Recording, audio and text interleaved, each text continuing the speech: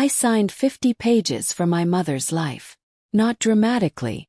Not with the trembling ceremony of someone making a choice they will remember forever. With the flat, exhausted efficiency of a woman who has already cried herself empty, and is now simply executing the only remaining option on a list that had stopped offering alternatives 3 weeks before. The boardroom was cold. The lawyer across the table was a man named Mr. Aldrich, who had the practiced neutrality of someone paid to process transactions rather than evaluate them. He slid pages to me one at a time. I signed where the tabs indicated. He collected them. He did not ask if I had questions. I had read the contract the night before. All 50 pages.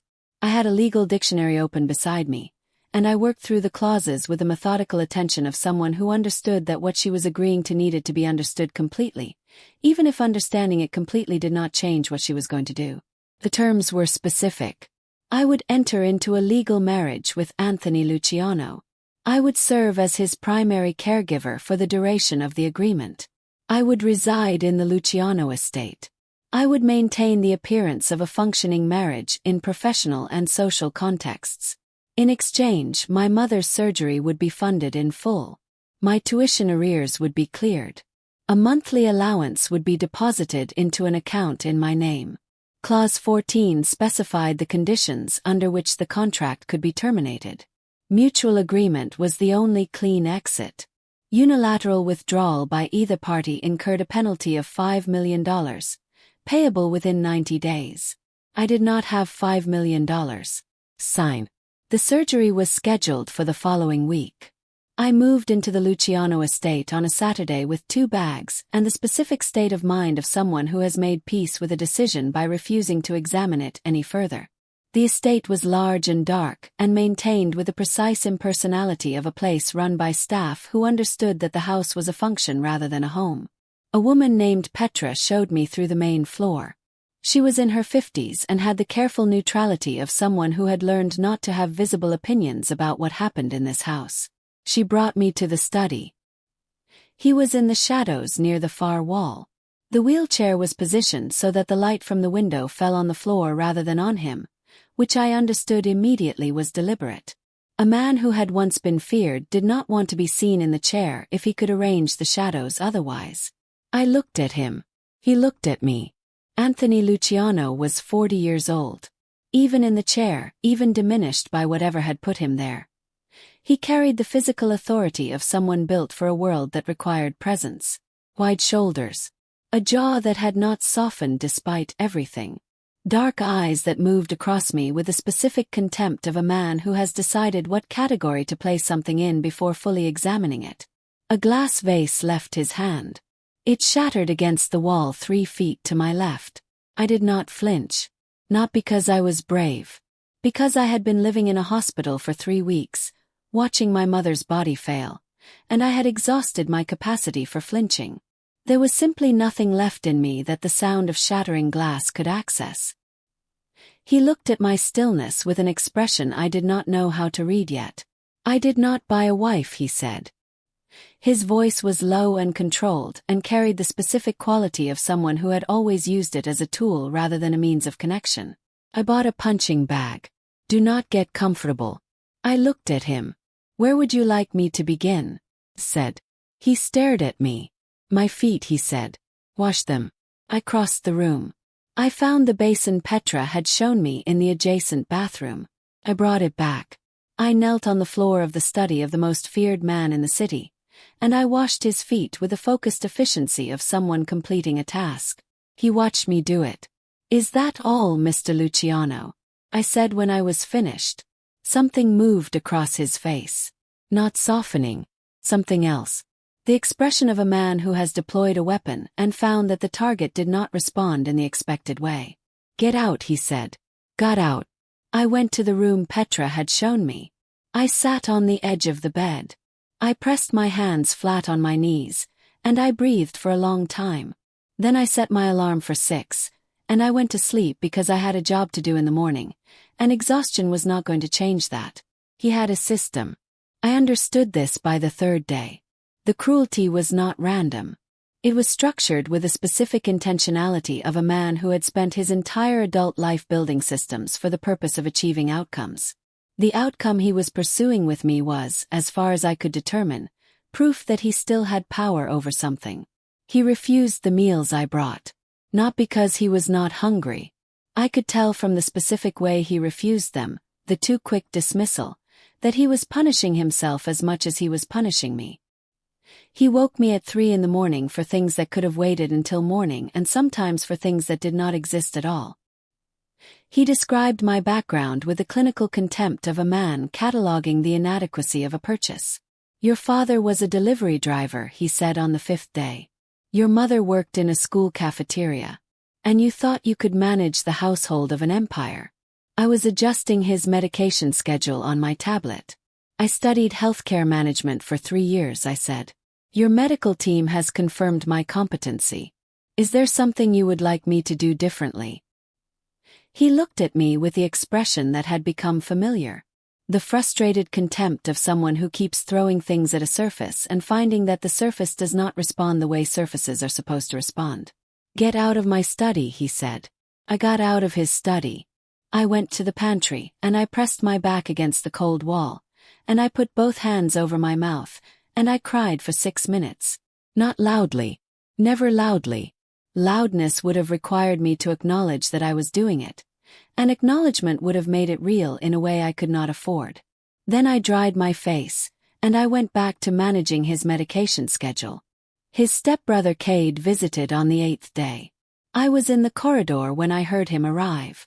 Cade Luciano was 34, handsome in a surface way that did not survive close examination, and operated with the specific energy of a man who had been waiting for something for a long time and was trying not to show how much he was enjoying the fact that it might be arriving. He found me near the East Library. He looked at me with a smile that had a quality I did not like. So you are the one who agreed to manage him, he said. Brave girl. He reached out and touched my hair. From the study doorway at the end of the corridor, I heard the specific quality of sound that a wheelchair makes when someone grips its armrests very hard. I looked toward the doorway. Anthony was there. His knuckles were white. His jaw was locked with an effort that had nothing to do with his disability and everything to do with the specific rage of a man who cannot move toward something he wants to move toward. I looked at Cade. Please do not touch me, I said. My voice was very even. Cade smiled and withdrew his hand and walked away with the loose comfort of someone who has learned that his family name protected him from consequences. I did not look at Anthony again, but I felt his gaze on the back of my neck all the way down the corridor. I fell asleep in the chair beside his bed on the 19th night. I had not meant to. I had been monitoring his vitals after a difficult afternoon when his blood pressure had spiked, and his medical team had advised close observation through the evening. I had been reading. Then I was not reading. I woke at 5 a.m. to the specific quality of light that arrives just before dawn and to the feeling of being watched. He was awake. He was looking at me with an expression I had not seen before. Not the contempt. Not the frustration. Something I could not immediately categorize. Something that did not have the hardness of the other things. He looked away when he saw me open my eyes. I checked his vitals. I made a note. I straightened in the chair. Your blood pressure is stable, I said. I know, he said. I did not know then what had happened in the night while I slept. I found out much later that it had started with a twitch. A single involuntary movement of his right foot. So small that a less self-aware man might have dismissed it. Anthony had not dismissed it. He had lain in the dark staring at his own foot for 4 hours. Testing. Waiting. Trying to reproduce it. When I came in the next morning, he was as he always was. Chair. Shadows. The specific performance of permanent limitation. I did not notice anything different. I would not notice for weeks. I heard the thud at 2 a.m. A dull impact from the direction of his room. Not dramatic.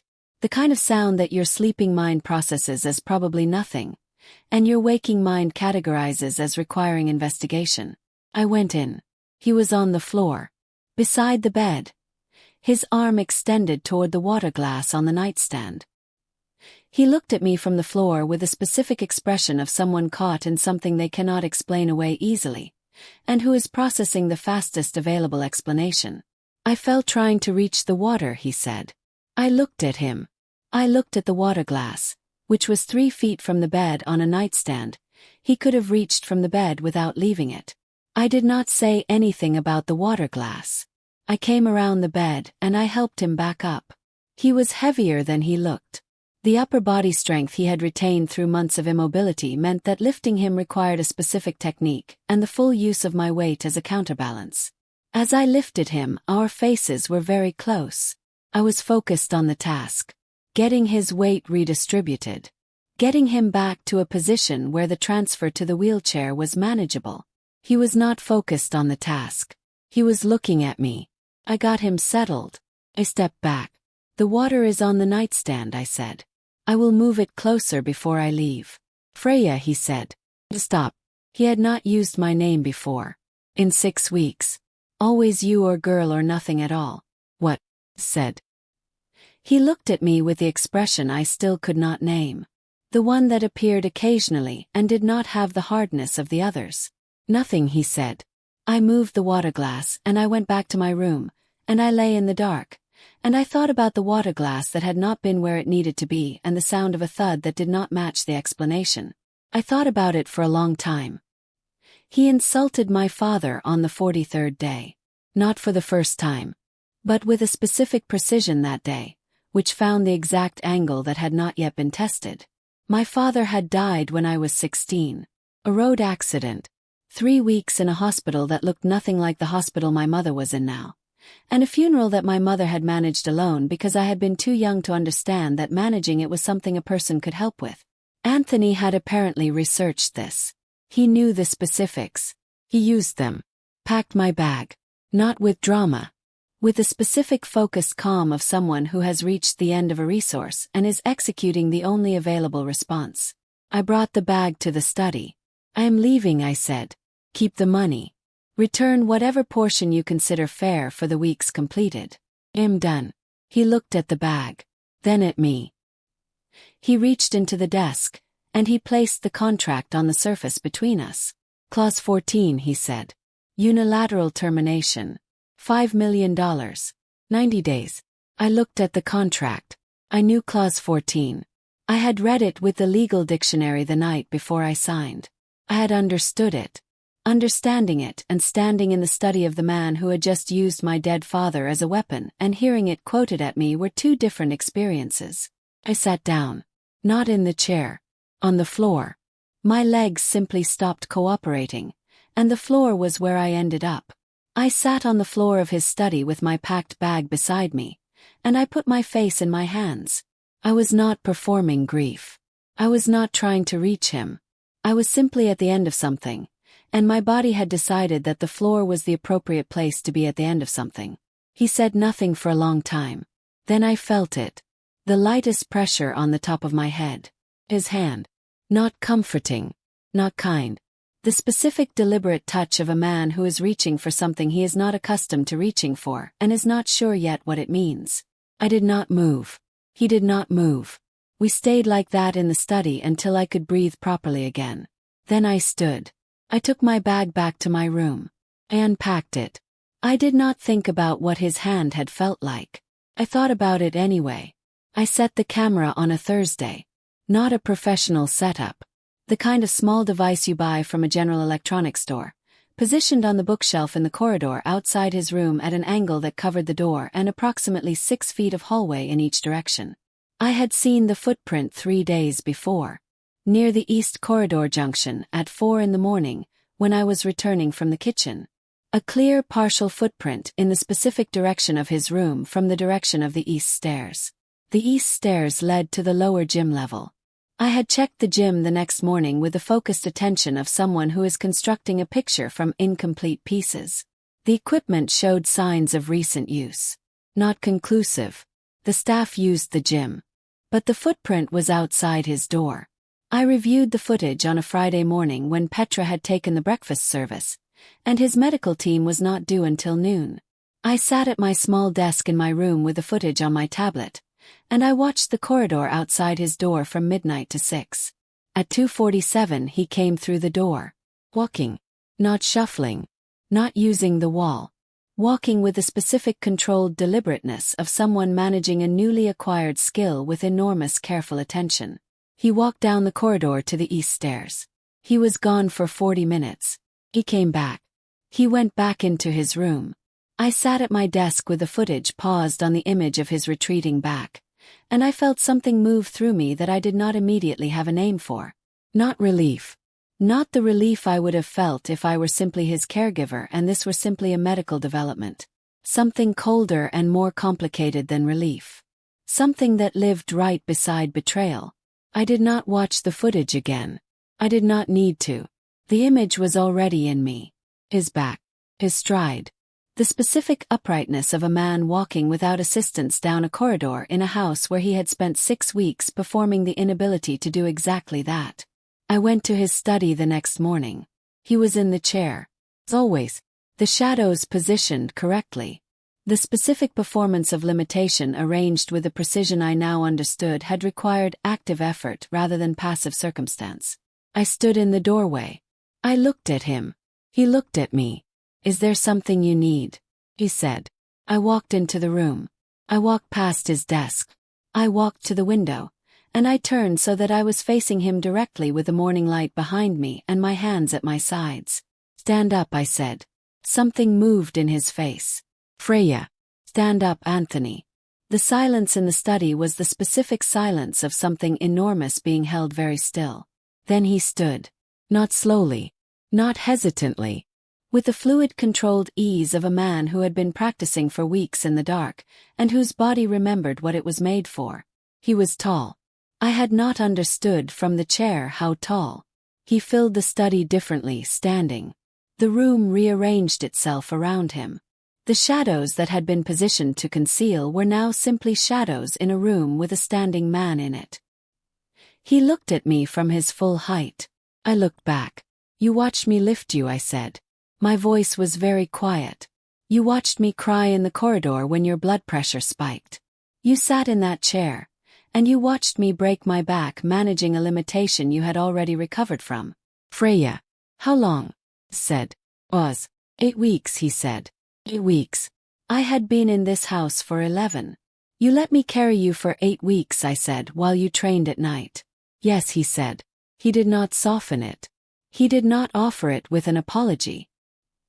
He was a man who had decided on a course of action and was now reporting it. "I hid it because the moment I stood up you would have run. The contract was the only thing keeping you here. And he stopped. "I am not ready to lose you." I looked at him.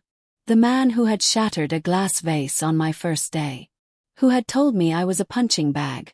Who had insulted my dead father with surgical precision, and then placed his hand on my head while I sat on his floor. Who had been walking in the dark for 8 weeks because the lie was the only version of me he knew how to keep. "You did not keep me," I said. "You caged me." I walked out. I stopped speaking. Not from performance. From the genuine depletion of the resource. I had been managing emotion since I arrived in this house, and the revelation had used the last of what I had, and there was simply nothing left to generate speech from. I did my job. I delivered his meals. I managed his medication schedule. I communicated through notes on the nightstand when communication was medically necessary. He watched me. I could feel the watching. It had changed in quality since the confrontation. The possessive hunger I had briefly seen in the study had been replaced by something that I had not expected to see on Anthony Luciano's face. Panic. Controlled panic. Managed the way he managed everything. With the specific discipline of a man who does not allow his internal state to be visible without choosing to allow it. But I had spent 11 weeks learning to read the small signals, and the panic was there. He had been a man who controlled everything. My silence was the one thing he could not manage or threaten or clause 14 his way out of. Kate arrived on a Monday. I was in the kitchen when I heard the front door. Then voices. Then a sound I had not heard in the Luciano estate before.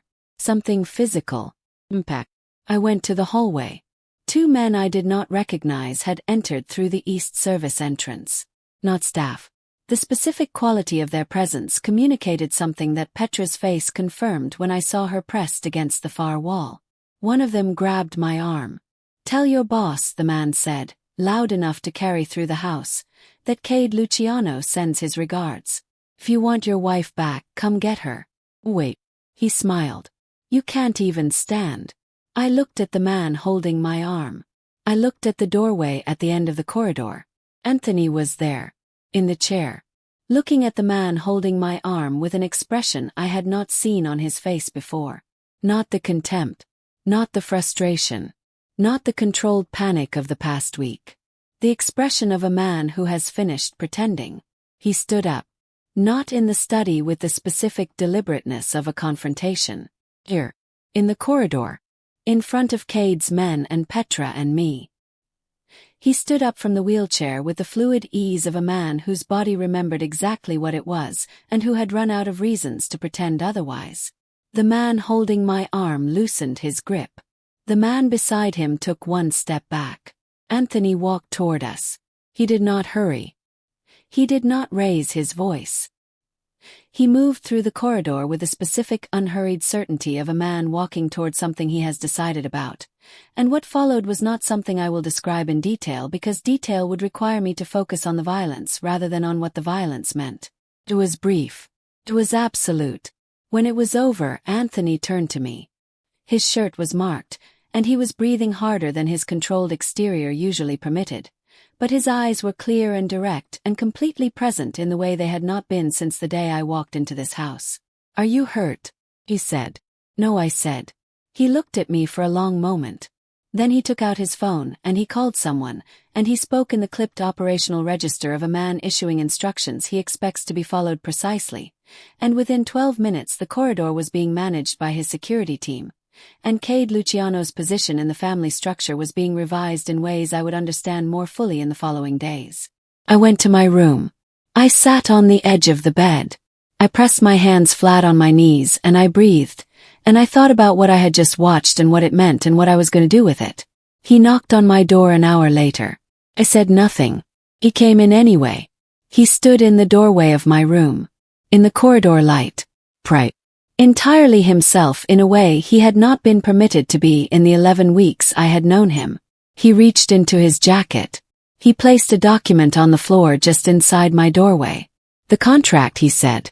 "I had Aldrich prepare the termination papers this morning." He looked at me. "Clause 14 is waived. The fine is zeroed. Your mother's care is funded in full regardless of what you decide. The tuition is cleared." He paused. "You are free, Freya." I looked at the papers on the floor. I looked at him. "You kneeled," I said. "Not metaphorically." In the corridor after everything he had cleared. He had gone down on one knee beside me and checked my wrists where the man had gripped them. "You actually kneeled?" "Yes," he said.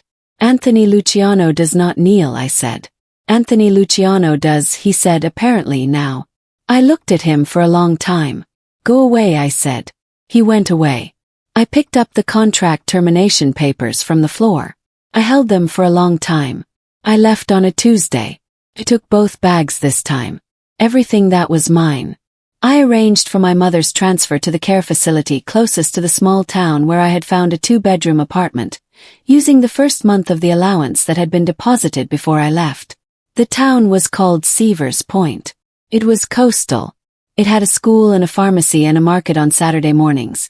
And the specific quality of a place that would eventually know your name without requiring your history before it decided to be kind. My mother improved in the cleaner air. She sat by the window of her room in the facility and looked at the water, and some of the specific tension she had been carrying for 2 years in hospital rooms began to release. I got a position at the local clinic. Part-time. Enough. I did not think about Anthony every day. I thought about him most days. Not with a specific grief of something lost, but with a complicated, ongoing assessment of someone who is still working out what a thing was. What he had been. What I had been in that house. What the 8 weeks of walking in the dark meant about a man who had spent his entire life in a world where showing vulnerability was a form of death. He had hidden his recovery because losing me was the thing he was most afraid of. He had hidden it the wrong way, with the specific spectacular wrongness of a man who has never learned a different method, who had understood from childhood that the only way to keep something was to build walls around it, and that the walls were a form of care. For months after I left, there was a knock at my door. Opened it. He was standing on the step of my rented house in Seavers Point with no bodyguards and no car visible, and the specific uncertain quality of a man who has arrived somewhere without a plan for what comes after arriving. He looked at me. I looked at him. He was holding nothing. No contract. No document. No instrument of transaction. I learned to walk, he said, because I was afraid of dying in that chair and never being who I was built to be. I waited. And then I learned to walk in the dark, he said, because losing you was the thing I was more afraid of than dying. He paused. I understand that both of those things are true and that the second one was still wrong. I am not here to argue that it was not wrong. He looked at me with the dark eyes that I had spent 11 weeks learning to read. I am here because I have been still for 4 months and stillness does not come naturally to me, and the only thing that made it possible was knowing you were somewhere in the world existing, and that the existing was because of me in some small part, even though you would correctly point out that the existing was entirely because of you. I looked at him on my step in the coastal morning light. The man who had shattered a vase on my first day. Who had quoted Clause 14 to me while I sat on his floor. Who had walked in the dark for 8 weeks because the lie was the only form of keeping he knew. Who had stood up in a corridor for me. Who had kneeled. You are going to have to learn, I said, a different way of keeping things. I know, he said. It will not be quick, I said. And it will not be comfortable. And there will be no contract. No Clause 14. No financial instrument. I know, he said. If you treat me like property again, I said, I will leave. And this time, I will not require the contract to be terminated first. I know, he said. I looked at him for a long moment. Come in, I said. My mother is having tea. She has been asking about you. Something moved across his face. The expression I had been trying to name since the 19th night when I woke to find him watching me with something that did not have the hardness of the other things. I had a name for it now. It was simply him. Anthony Luciano without the performance. Without the walls. The specific raw quality of a man who has been afraid of something for a long time, has stopped being afraid, and does not yet know what to do with the space the fear used to occupy. He stepped inside. I closed the door behind him. I thought about the 50 pages I had signed in a cold boardroom for my mother's life, and a contract that had felt like the only remaining option on a list that had stopped offering alternatives. I thought about what that contract had produced. The study, the chair, the glass vase, and the pantry where I cried for 6 minutes with my hand over my mouth. The footage of a man walking in the dark. The corridor, the standing, and the kneeling. The specific complicated truth was that the worst thing that had happened to me had also, in the way that only genuinely difficult things can manage, made me understand what I was made of. My weakness had been the financial desperation that put me in that house. My power had been everything I discovered I was while I was in it. I went to put the kettle on. I learned to walk for my empire, he said behind me. But I learned to stay still for you. I looked at him over my shoulder. Then stay still for a minute, I said. Kettle takes time. He stayed still. For the first time in his life, apparently that was enough. To everyone who was trapped by circumstance and found out what they were made of because of it. To everyone whose weakness became the doorway to their power. And to everyone who learned that letting something go is sometimes the only way to discover whether it was ever truly yours. You are not defined by what held you. You are defined by what you did while it held you. If this story reached you, please like, share, and leave a comment below. Tell us which moment stayed with you longest. Take care of yourselves. We will see you in the next story.